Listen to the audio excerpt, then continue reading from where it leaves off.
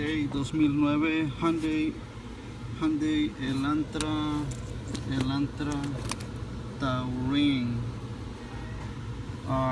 Está haciendo un ruido en el volante cuando lo mueves para la derecha y para la izquierda.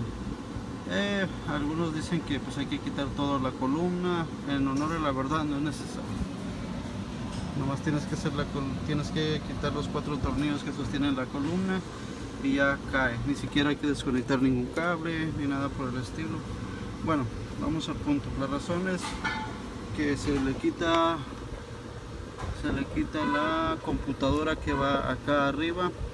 Agarran 3 tornillos. Una vez que quites la computadora, quitas los 4 tornillos que van aquí, por aquí y 2 acá atrás.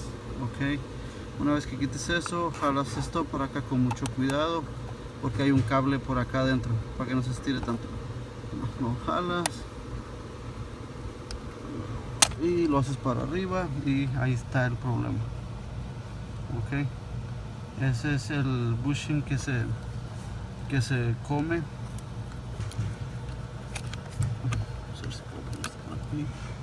Es el bushing que se come. Mira.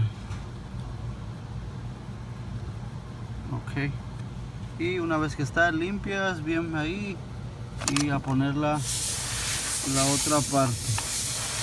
Y la parte es esta es.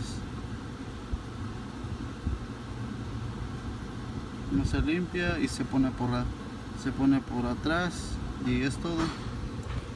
Bueno, aquí está, los dejo con el video.